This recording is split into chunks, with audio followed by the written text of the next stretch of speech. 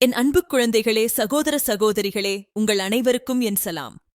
அல் குர்ஆன்ல அல்லாஹு தாலா சொல்றான், பாருங்க, அளவுல எடையில மோசம் செய்யறவங்களுக்கு கேடுதான். அல் குர்ஆன் 83.1. அப்படின்னா என்னங்க? அல்லாஹ் அங்கேயே விளக்கறான். அவங்க மனிதர்களிடமிருந்து அளந்து வாங்கும்போது நிறைவா அளந்து வாங்குறாங்க. அல் குர்ஆன் 83:2. ஆனா அவங்க அளந்தோ நிறுத்தோ கொடுக்கும்போது குறைச்சு நஷ்டமுண்டாக்குறாங்க. அல் குர்ஆன் 83:3.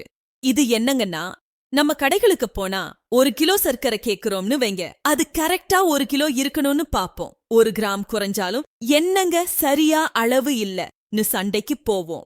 அப்படியே நம்ம கடையோ வியாபாரமோ இருந்து மத்தவங்க கிட்ட நாம அளந்து கொடுக்கும்போது, நிறுத்தி கொடுக்கும்போது, சின்னதா ஒரு கல்ல போட்டு, இல்லனா தராசுல கை வச்சு, இல்லனா மீட்டர்ல அட்ஜஸ்ட் பண்ணி ஏதாச்சும் ஒரு வகையில குறைச்சு குடுக்கிறோமா இல்லையா?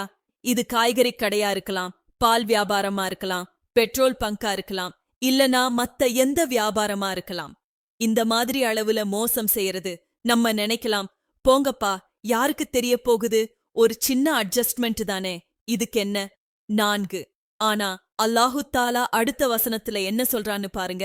நிச்சயமா அவங்க எழுப்பப்படுபவர்கள்ங்கிறத அவங்க கருத்தில கொள்ளலையா? அல் குர்ஆன் 83.4. ஒரு மகத்தான ஒரு நாளுக்காக.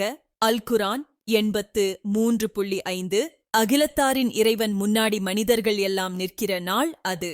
அல் குர்ஆன் 83.6. அதாவது, நீங்க யாருக்கும் தெரியாம இருக்கலாம்னு நினைக்கலாம். இங்க போலீஸ், கோர்ட், மக்கள் யாருக்கும் தெரியாம தப்பிச்சிருக்கலாம். ஆனா ஒரு நாள் வரும்பா, அது சாதாரண நாள் கிடையாது. இந்த அகிலத்தை படைச்ச அல்லாஹ் முன்னாடி நாம எல்லாரும் காலியா, எந்த ஆதாரமும் இல்லாம, எல்லாமே வெளிப்படையா தெரியற ஒரு நாள்ல நிக்கணும். அங்கே ஒரு சின்ன அணு அளவு அநியாயம் செஞ்சிருந்தாலும் அதுக்கு கணக்கு கொடுக்கணும்பா. நம்ம எல்லாரும் வியாபாரம் பண்றோங்க, அளக்குறோம், நிறுக்கிறோம், நேர்மையா இருக்கணும். நாம வாங்கறதுக்கு எவ்வளவு முக்கியத்துவம் கொடுக்கறோமோ அதைவிட அதிகமா மத்தவங்களுக்கு கொடுக்கும்போது நேர்மையா இருக்கணும். ஏன்னா நம்ம யாருக்கும் இந்த உலகத்துல பயப்படலைன்னாலும் மறுமையில அல்லாஹ்வுக்கு பயப்படணும். இந்த இஸ்லாம் சொல்லக்கூடிய நேர்மை, உண்மை, நாணயம் இதையெல்லாம் கடைபிடிச்சு நம்ம வியாபாரம் பண்ணா அல்லாஹு தாலா நம்ம வாழ்க்கையில பறக்கத் தருவான், அருள் செய்வான். இந்த எச்சரிக்கைய அல்லாஹு தாலா குர்ஆன்ல சொல்லிருக்கான். நம்ம எல்லாரும் நேர்மையா வியாபாரம் பண்ணி அல்லாஹுவோட அருளைப் பெறணும். அல்லாஹ் நம்ம எல்லாருக்கும் நல்ல வழிகாட்டுவானாக. அஸ்ஸலாமு அலைக்கும்.